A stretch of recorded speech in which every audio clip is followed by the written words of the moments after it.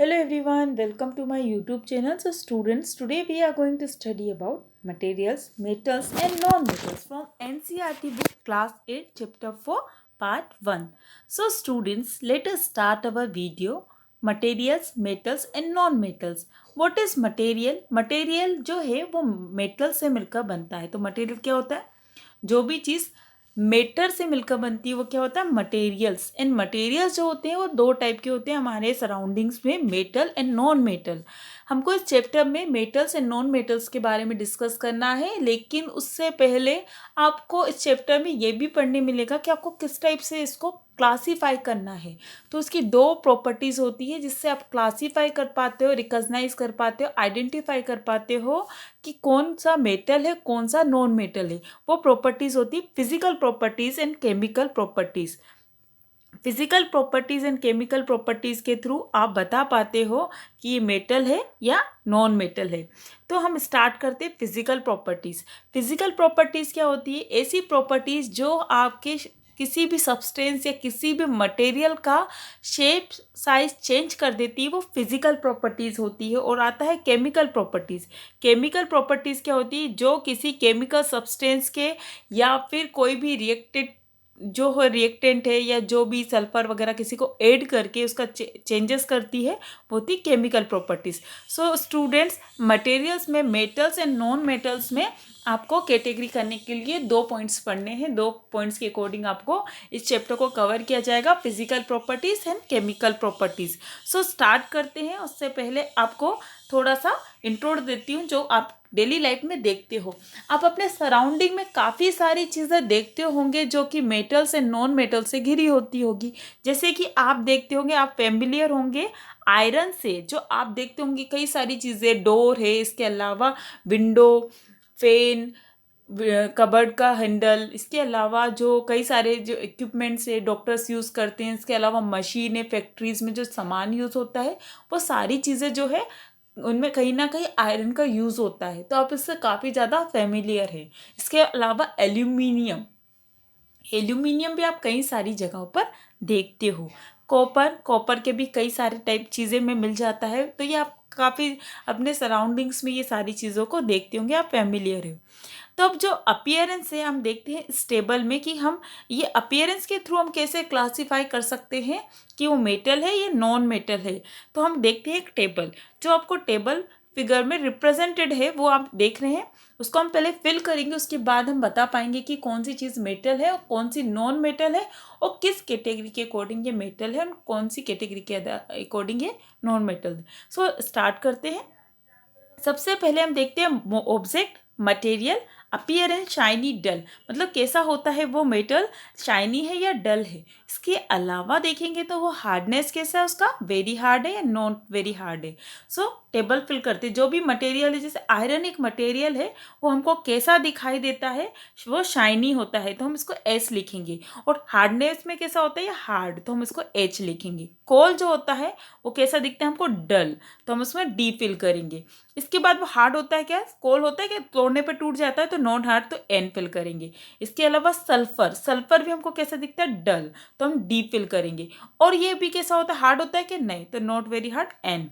इसके अलावा एल्यूमिनियम, ये भी कैसा होता है, शाइनी, तो इसको हम एस फिल करेंगे. हार्ड होता है क्या एल्यूमिनियम के, वो ठोस होता है ना एल्यूमिनियम, तो ये भी हमको हार्ड फिल करेंगे. कॉपर जो होता है वो भी शाइनी होता है, तो उसके लिए हम एस फिल करेंगे. कॉपर हार्ड होता है कि यस, तो हार्ड. तो अब आपको क्या पता चला कि जो कोल है और सल्फर है ये डल है, और इसमें क्या है, ये नॉट वेरी हार्ड है, तोड़ने पर कैसी हो जाती है, टूट जाती है कोल और सल्फर, मतलब लुंज पुंज होती है वो. जबकि आयरन है, एल्यूमिनियम है, कॉपर जो है बहुत ज़्यादा हार्ड होती है, शाइन भी करती. तो जो चीज़ें शाइनी होती है और हार्ड होती है वो क्या होती है, मेटल. और जो चीज़ें डल होती है और हार्ड नहीं होती वो होती है नॉन मेटल. तो आपको समझ में आ गया होगा मेटल एंड नॉन मेटल में कि कौन सी चीज़ें. मेटल की दो प्रॉपर्टीज़ हो गई आपकी. लश्कर के अकॉर्डिंग आप बता सकते हो कि लश्कर कैसा है, उसका शाइनी है या नहीं है. तो शाइनी और डल जो होता है वो लश्कर होता है. इसके अकॉर्डिंग आप बता सकते हो कि मेटल और नॉन मेटल क्या है। इसके अलावा हार्डनेस के अकॉर्डिंग भी आप बता सकते हो कि मेटल है या नॉन मेटल है। तो ये टेबल के अकॉर्डिंग आप समझ गए होंगे। काफ़ी सारी ये सारी चीज़ें आपको एनवायरनमेंट में देखने के लिए मिल जाती है। अब आता है आपका metals can be distinct from non metal on the basis of their physical and chemical properties. Recall the lustre and hardness of physical properties. ये भी हमने डिस्कस किया है कि लस्टर और हार्डनेस क्या है, फिजिकल प्रॉपर्टीज है मेटल एंड नॉन मेटल की। तो इसका हार्डनेस किस में होती है, मेटल में होती है, और लस्टर भी किस में होता है, मेटल में होता है। अगर लस्टर और हार्डनेस नहीं हुआ तो वो क्या होगा, सबसे जो मटेरियल है अपना वो कैसा होगा, नॉन मेटल होगा। सो अब नेक्स्ट है physical properties of metal and non metal की। आपने एक ब्लैक स्मिथ मतलब होता है लोहार लोहा को तोड़ते हुए देखा होगा, क्योंकि लोहार का काम ही होता है लोहा तोड़ना, है ना, लोहे की शेप चेंज करके कुछ कुछ बनाना। तो स्पेड शोवेल एक्स के थ्रू तोड़ता रहता है, कुछ कुछ बनाता रहता है ना लोहार, शेप को चेंज करता है बीट कर करके। तो जो बीटिंग की जो प्रॉपर्टी है, शेप साइज चेंज करना, क्या है वो फिजिकल प्रॉपर्टी है। वो देखो आप, ये एक हैमर लिया हुआ है, हैमर के थ्रू वो एक क्या एल्यूमिनियम की क्या जो नेल दिख रहा है उसको तोड़ रहा है, उसका शेप चेंज कर रहा है। तो ये क्या है, एक हार्डनेस था वो, मतलब जो नेल है उसमें हार्डनेस थी, उसका शेप चेंज कर रहा है, और चेंज करके उसका शेप चेंज हो जाता है। तो जो प्रॉपर्टी है वो क्या है, शेप चेंज करना, फिजिकल प्रॉपर्टी है। आपको एक टेबल दिखाई दे रहा है, इस टेबल में मेलेबिलिटी ऑफ मटेरियल बताना। मेलेबिलिटी क्या होती है, किसी मटेरियल का शेप और साइज चेंज कर देना मेलिएबिलिटी होता है। अब मेलिएबिलिटी किन किन में होती है, अब ये आपको देखना है। जैसे आयरन है, आयरन को आपने लास्ट में देखा था कि आयरन जो है वो हमारा मेटल हो गया था। कैसे हो गया था, क्योंकि वो कैसा था, शाइनी था और हार्ड था। तो अभी हम इसके अकॉर्डिंग भी देख लेते हैं कि एक और क्या फिजिकल प्रॉपर्टीज होनी चाहिए मेटल में। तो देखो यहाँ पर आपको मटेरियल्स के नेम दिए हुए हैं, ऑब्जेक्ट मटेरियल नेम, और यहाँ पर आपको शेप चेंजेस का दिया हुआ है। तो क्या आयरन नेल शेप चेंज करती है, तो यस। कोल पीस करता है क्या, नो। शेप चेंज होता है कि तोड़ने पर टूट जाता है, कोई शेप चेंज नहीं कर सकते। एल्यूमिनियम वायर को हम फ्लेट कर सकते हैं, तो यस। इसके अलावा आप पेंसिल लीड का शेप चेंज कर सकते हैं, नो।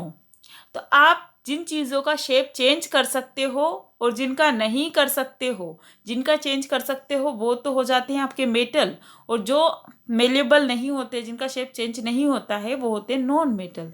तो आपको क्या क्लियर हुआ यहाँ पर कि जो आयरन है और एल्यूमिनियम वायर है, जो क्या होगा, मेलेबल होगा, तो वो क्या हो जाएगा आपका मेटल। जबकि कोल पीस एंड पेंसिल लीड जो है वो नॉन मेटल होगी, क्योंकि ये शेप और साइज दोनों भी चेंज नहीं करते हैं।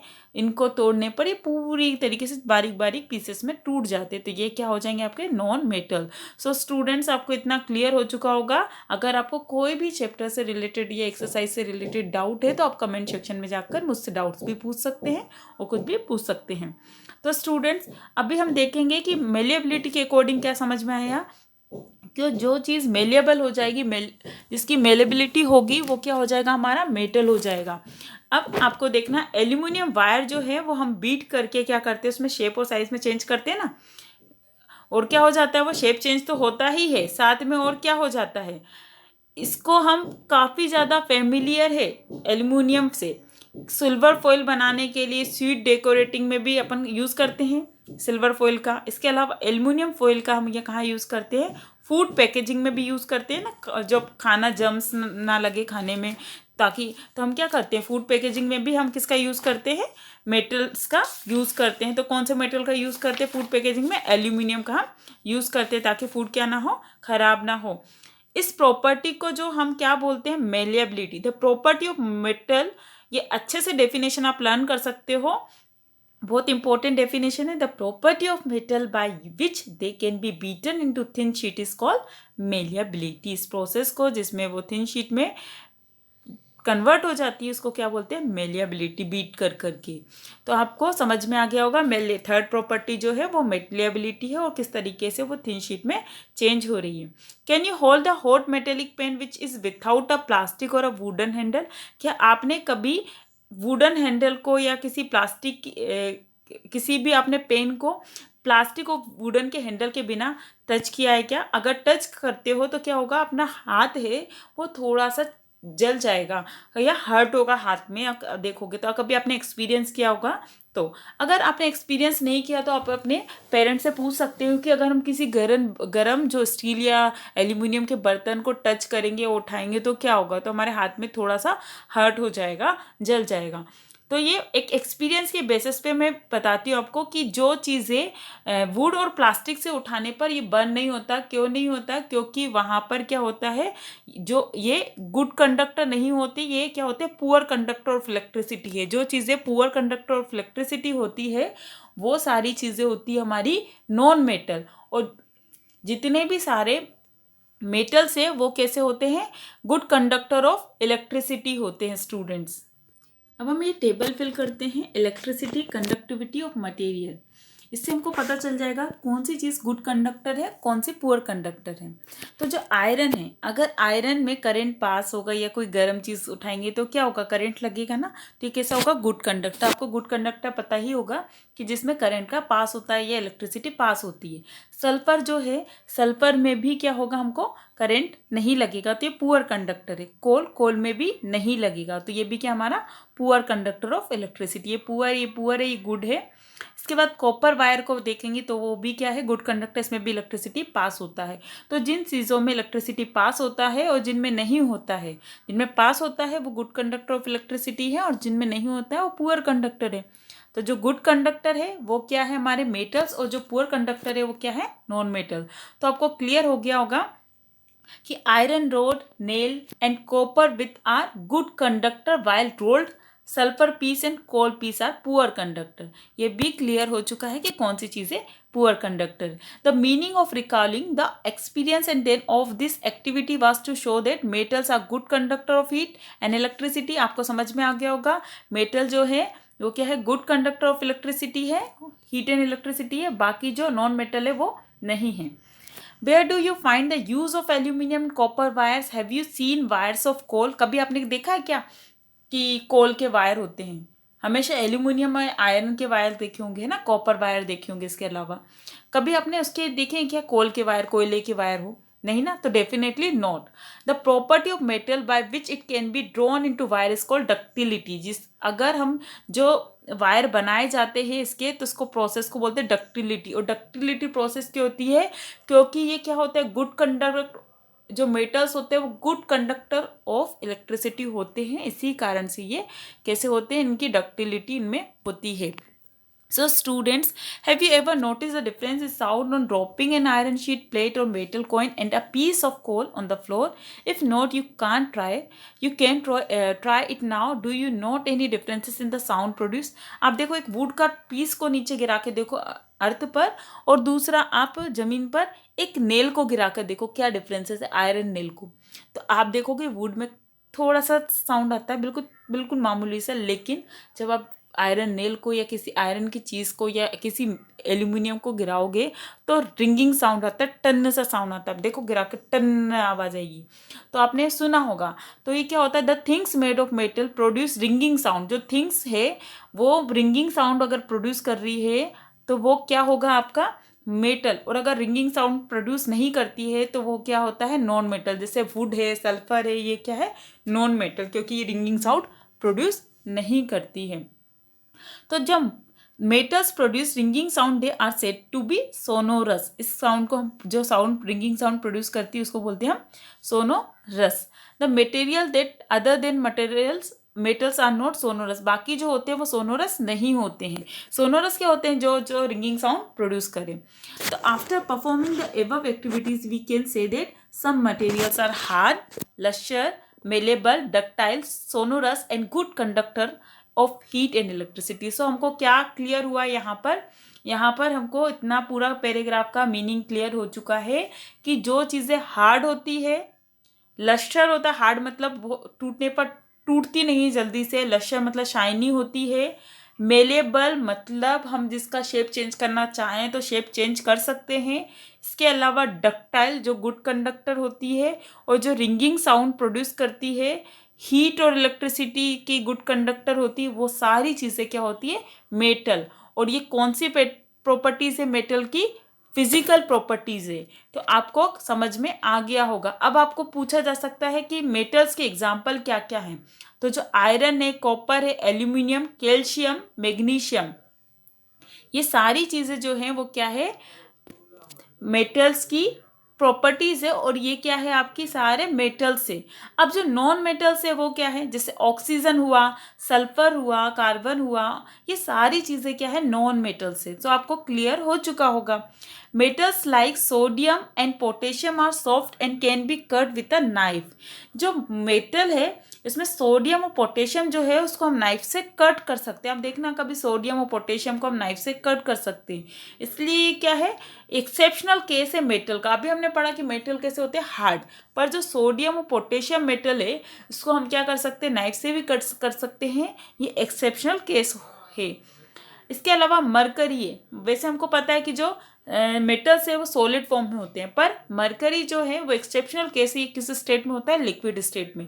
तो आप ये 2 मेटल्स 3 मेटल्स के नाम याद रखिएगा, सोडियम, पोटेशियम, इसके अलावा कौन सा है, मरकरी। मरकरी, ये सारी तीनों चीज़ें जो है ये भी मेटल है, पर इनकी ये एक्सेप्शनल केस है क्योंकि ये मरकरी जो है वो लिक्विड होता है।